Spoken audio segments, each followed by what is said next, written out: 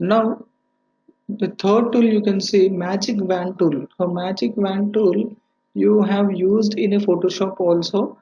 So that in a Photoshop you used to do for cutting purpose to selection the backgrounds, the plain backgrounds at a time like that you used to apply this tool.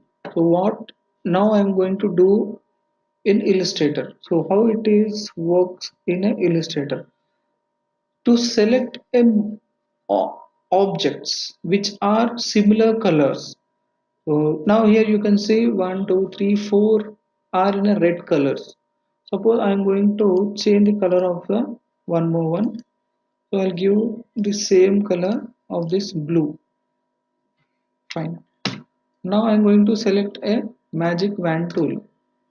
If I select on a blue, the both blues will be selecting. If I select on a red, all reds are selecting. So like this, the Magic Wand tool is useful. So you can select whatever the similar colors are there at a time, you can select them.